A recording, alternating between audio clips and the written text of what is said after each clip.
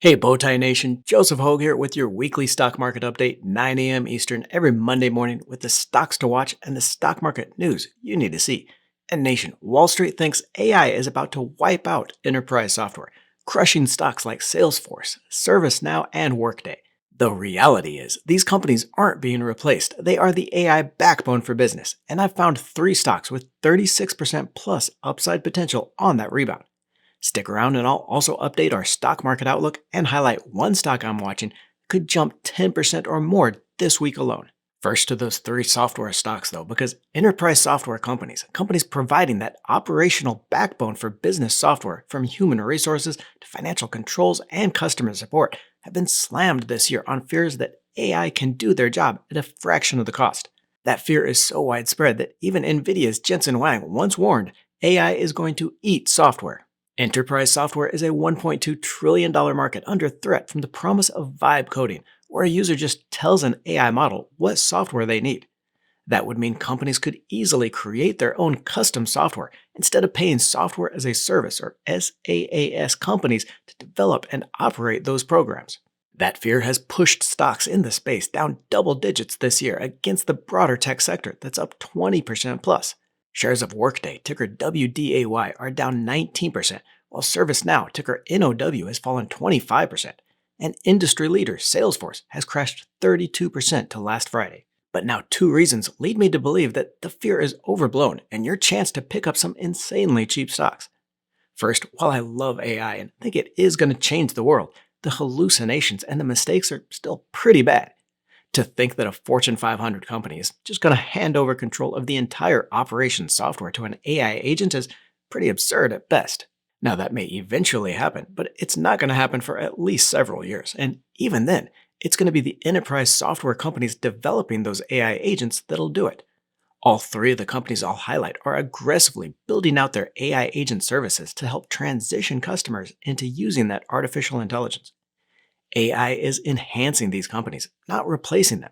And first up, ServiceNow, ticker NOW, down 24% over the last year on those fears that AI will replace the need for workflow patterns. But if you look at what the company actually does, it may be the best position to survive and grow into this new era.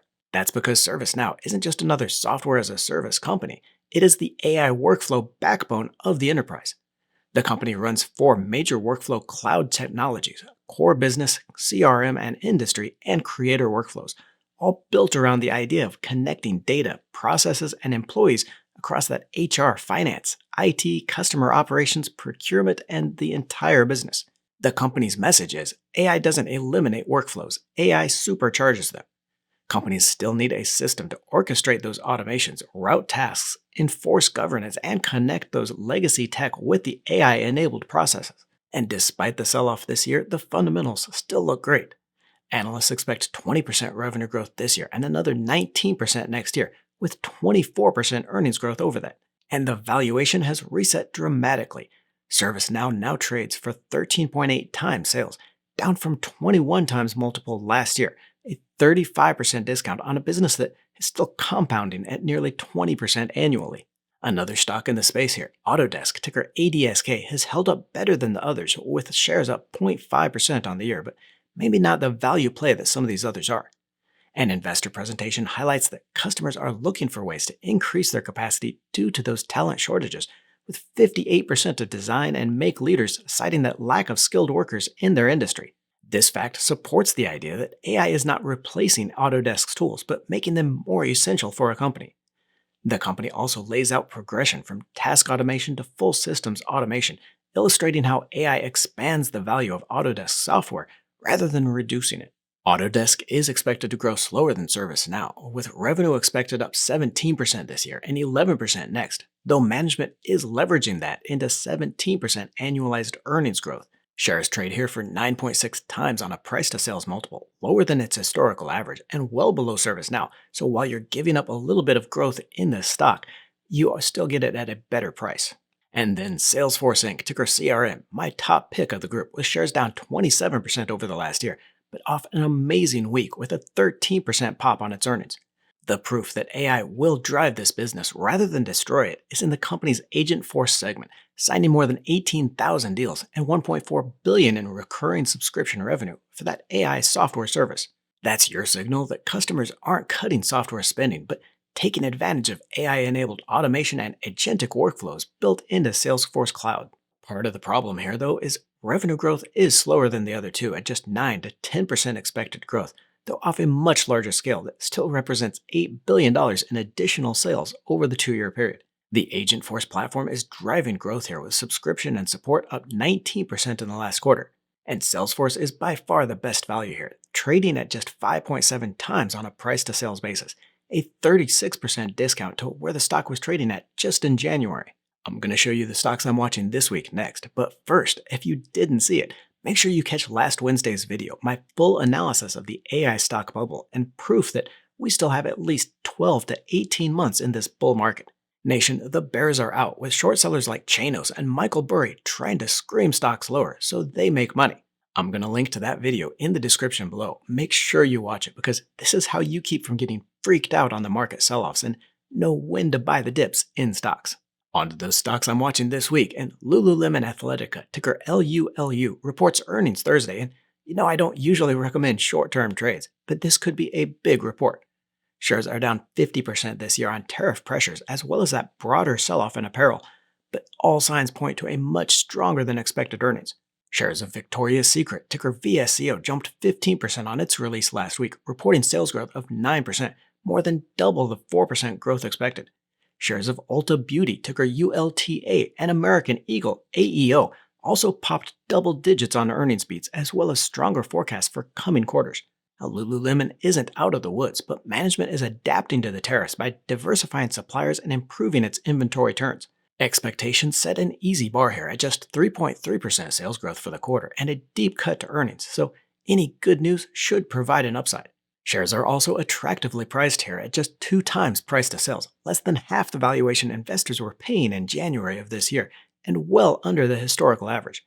Even a return to 3x multiple would be a 50% return from here, while short-term traders might be able to get low double digits on Thursday's earnings. Broadcom, ticker AVGO, also reports its earnings on Thursday, but with a much higher bar to meet.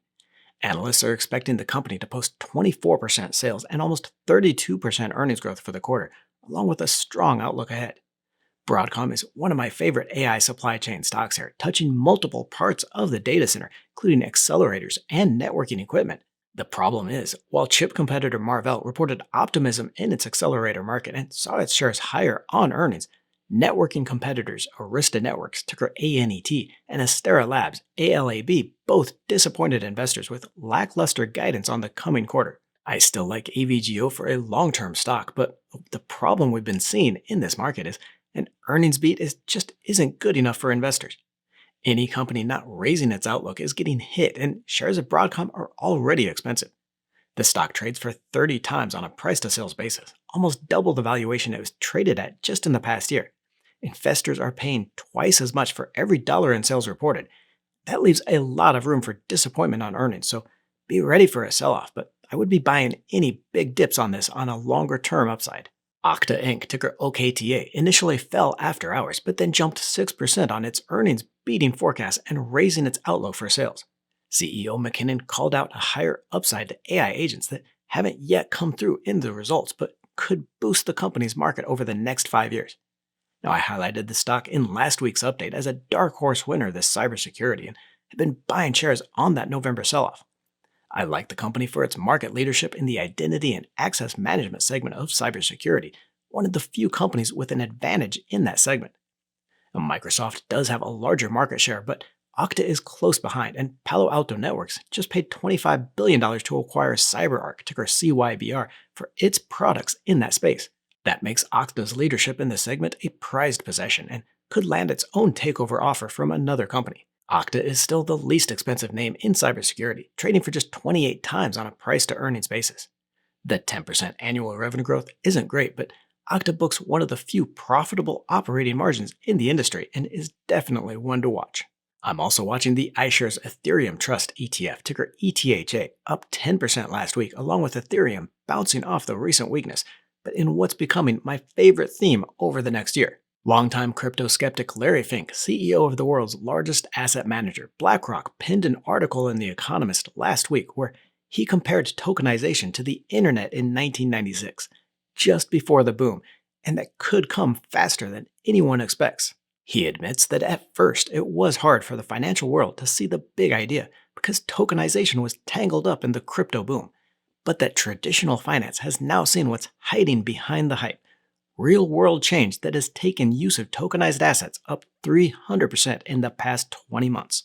Nation, I know I've been talking about this a lot, but this is a once in a lifetime change in how things are done, and it's going to be built on Ethereum, the toll road for stablecoins and tokenized assets. Major legislation is being pushed through the government so the financial world can develop this, and we could see the price of Ethereum double over the next year, taking this Ethereum ETF past $50 each.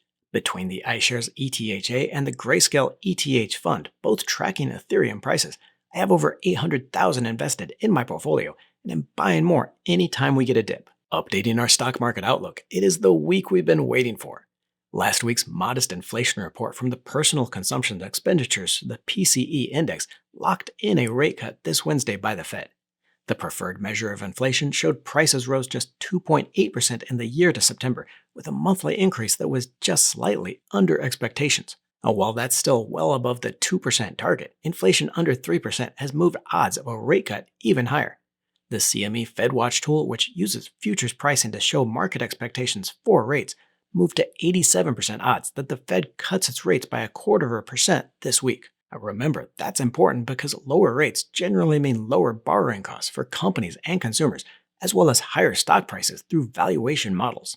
I called out the odds of a surprise cut mid-November as a reason to buy the sell-off in stocks, with the S&P 500 now up 5% from that correction low. But there is a chance that we see a sell the new scenario here on Wednesday.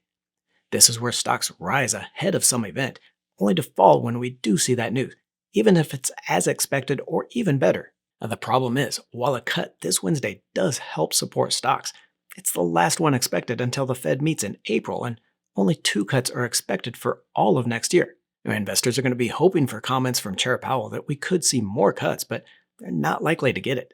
I expect the central bank is going to talk about the importance of getting that inflation down to its 2% target and waiting to see if there are any further cuts. That's going to spook the market and could lead to another sell-off into the end of the year. That said, just like we did in November, I would be buying any dip on this bull market to continue into 2026. Click on the video to the right to see my timeline for exactly when the AI bubble pops and why we have another 12 to 18 months to ride it higher. Don't forget to join the Let's Talk Money community by tapping that subscribe button and clicking the bell notification.